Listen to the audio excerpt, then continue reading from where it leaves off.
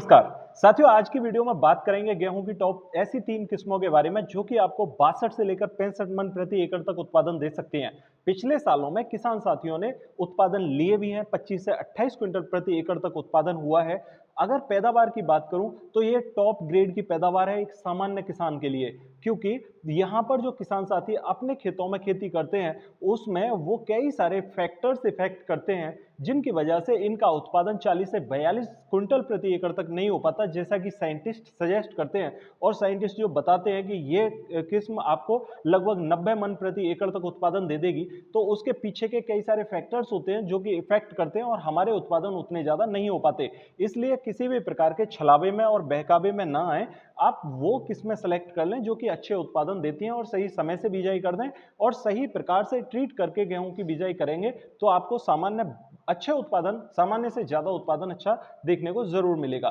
साथियों, यहां पर बात करता हूं मैं आपको DBW 303 की। DBW 303 करण वैष्णवी के नाम से जानी जाने वाली किस्म है। अगर इसके मैं पौष्टिकता की बात करूं तो बहुत जबरदस्त पौष्टिक आहार ये प्रोडक्ट प्रोवाइड कराने वाली है। अगर बात करें जिंक की मात्रा की तो 42 ppm तक होता है। आयरन की मात्रा की बात करूं तो 42 से 43 ppm तक इसमें आयरन की मात्रा होती है, यानी कि बहुत जबरदस्त पौष्टिक किस्म है। अगर खाने के मेजरमेंट से देखा जाए, खाने के साथ साथ उत्पादन अच्छा देती है। अगर इसकी बात की जाए पकने के समय की तो 155 दिन में पक जाती है। और 155 दिन में भी अगर मौसमी टेम्परेचर उस टाइम पर थोड़ा बढ़ा हुआ रहता है तो ये 145 से 150 दिन में भी पक सकती है, क्योंकि उस समय ज्यादा गर्मी होने के कारण गेहूं पकता नहीं है, थोड़ा झुलस जाता है। और झुलसा हुआ जो गेहूं है वो 5 दिन पहले हमें लगता है कि हाँ ये पक गया।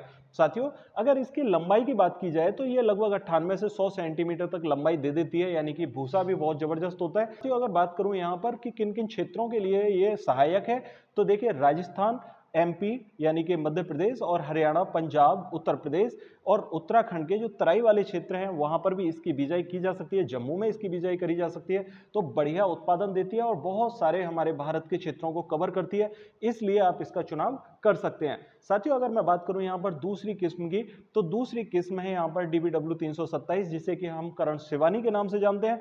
करण शिवानी की अगर बात करूं तो ये DBW की ही तरह अच्छा उत्पादन देने में सक्षम है। आप 25 अक्टूबर से इसकी बिजाई कर सकते हैं। कुछ किसान साथी इस बार थोड़ी अगेती बिजाई के मूड में हैं कि हम 20 अक्टूबर से बिजाई करें, लेकिन अगर 25 अक्टूबर से चुनाव करोगे तो ज्यादा बेहतर साबित होगा साथियों, क्योंकि मौसमी टेम्परेचर अगर उस समय पर ज्यादा रहा तो जर्मिनेशन में दिक्कत आएगी और जर्मिनेशन ठीक नहीं हुआ तो आपके गेहूं के जो शुरुआती फुटाव हैं वो कम होंगे और ज्यादा हैवी टेम्परेचर में शुरुआती फुटाव ना होने से आपकी फसल खराब हो सकती है। इसलिए सही समय पर ही इसकी बिजाई करें तो ज्यादा अच्छे रिजल्ट आपको देखने को मिलेंगे। अगर DBW 327 की बात करें तो उत्पादन क्षमता इसकी 25 से लेकर 26-27 क्विंटल प्रति एकड़ तक हो जाती है। और यदि बात करूं इसकी पौष्टिकता की, पौष्टिकता इसका 42% तक ही है आयरन और जिंक की बात की जाए। और तीसरा पॉइंट सबसे महत्वपूर्ण है, इसकी लंबाई की अगर बात करूं तो 98 सेंटीमीटर तक लंबी हो जाती है। अगर पकने के समय की बात की जाए तो 145 से 150 दिन में ये भी पक जाती है। और साथियों, अगर देखा जाए तो ये भी भारत के बहुत बड़े रकबे को कवर करती है, यानी कि बड़े क्षेत्रों में पंजाब, हरियाणा, उत्तर प्रदेश, बिहार और झारखंड, उत्तराखंड के बहुत अच्छे एरियाओं को ये कवर करने वाली किस्म है। साथियों, इसको भी आप चुनाव कर सकते हैं अगर आपके क्षेत्र में उपलब्ध हो। तीसरी जो सबसे महत्वपूर्ण वैरायटी है वो है अपनी DBW 187, जिसे कि हम करण वंदना के नाम से जानते हैं। बहुत अच्छा उत्पादन देती है और अगर लंबाई की बात करें तो 98 सेंटीमीटर तक लंबी हो जाती है। और साथियों, पकने के समय की बात करें तो 145 से 150 दिन में पक जाती है। साथियों, इस किस्म के लिए सबसे बड़ी अच्छी बात यह है, भारतीय कृषि अनुसंधान संस्थान करनाल द्वारा बनाई गई है और महायोगी संस्थान ट्रस्ट है अपना गोरखपुर में, वहां पर इसका एक्सपेरिमेंट किया था और लगभग 100 किसानों को ये किस्म पहले सजेस्ट करी गई थी, यानी कि 100 किसानों को इसका ट्रायल दिया गया था। 100 किसानों ने जब इसका उत्पादन किया तो उनका जो रेशो था नाइट्रोजन, फास्फोरस और पोटास का, वो 150 मल्टीप्लाई 100 और मल्टीप्लाई 40 था, यानी कि 150 किलो उन्होंने यूरिया यूज किया इस किस्म में और 60 किलोग्राम DAP यूज करी और पोटास 40 किलोग्राम इन्होंने यूज किया था पूरी फसल को पकने में। और साथियों, अगर उत्पादन की बात करी जाए तो उन किसान भाइयों ने यहाँ पर 28 क्विंटल प्रति एकड़ तक का सजेशन किसान साथियों को दिया था कि ये 28 क्विंटल प्रति एकड़ तक यहाँ पर उत्पादन देने में सक्षम है। अगर टेम्परेचर को सहन करने में बहुत अच्छी है, यानी कि जैसे ही मार्च और अप्रैल के पहले और दूसरे सप्ताह में जैसे टेम्परेचर बढ़ने लगता है तो ये हैवी टेम्परेचर को सहन करने वाली किस्म है। तराई वाले क्षेत्रों की अगर बात करी जाए तो तराई के क्षेत्रों में अच्छी होती है। अगर पानी थोड़ा सामान्य भी है, यानी कि 2 से 3 पानी भी अगर आप लगा पा रहे हो तो वो सही है। हल्की एक छुटपुट बरसात हो जाए तो उसी में ये पक जाती है, यानी कि बहुत हैवी सिंचाई की भी इसके लिए जरूरत नहीं होती। अगर बात करी जाए इसकी बीज दर की, तो बीज दर आप 50 किलोग्राम प्रति एकड़ के हिसाब से यहाँ पर बुरकाव के माध्यम से बिजाई के लिए जरूर लें। दूसरा, अगर आप ड्रिल से मशीन से बिजाई कर रहे हैं तो 45 से 40 किलोग्राम प्रति एकड़ के हिसाब से बिजाई करें। जो भी किसान साथी अपने गेहूं के पीछे यानी कि पिछले साल के बीज की बिजाई करना चाहते हैं, वो किसान साथी बिजाई कर सकते हैं, कोई प्रॉब्लम नहीं है। और खासकर डीबीडब्ल्यू 303 और डीबीडब्ल्यू 327 अगर किस्म आपने पहले बिजाई करी है तो वो इस बार आपको बराबर उत्पादन देगी, इसमें कोई दो राय नहीं है। ठीक है, आपको सिर्फ क्या करना है, आप जो भी बीज ले रहे हैं उसको ट्रीट करना है कार्बेंडाजिम 12% और मैनकोजेब 63% से, यानी कि 3 ग्राम आप कार्बेंडाजिम मैनकोजेब का कॉम्बिनेशन लीजिए और गेहूं को अच्छे से कोट करके ट्रीट करके बिजाई करिए।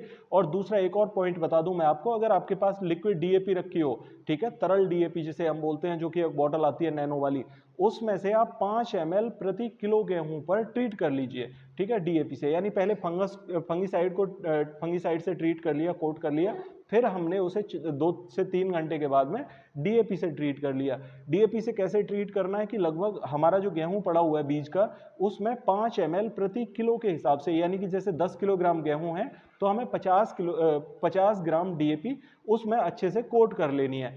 और कोट करने के बाद में तब हम बिजाई करेंगे। इससे हमें रिजल्ट क्या देखने को मिलेंगे साथियों, कि जो डीएपी हमारे दाने से अलग पड़ के फिक्स हो जाती है, खेत में खत्म हो जाती है, जड़ों की क्षमता नहीं होती कि वो डीएपी को एब्जॉर्ब कर पाए, तो बेहतर यह होगा कि कोट करी हुई डीएपी हमारी जड़ों को तुरंत मिलेगी और जड़ों का गुबार तेजी से देखने को मिलेगा, पौधे में ड्रिलिंग ज्यादा अच्छी होगी, पौधे का तना मोटा निकलेगा।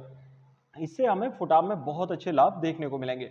कुछ साथी कहना चाहते हैं कि गेहूं की जो पुरानी किस्में हैं, यानी कि हमने पिछले साल जो बिजाई करी है, उस बीज को हम कितने किलोग्राम प्रति एकड़ के हिसाब से बिजाई करें।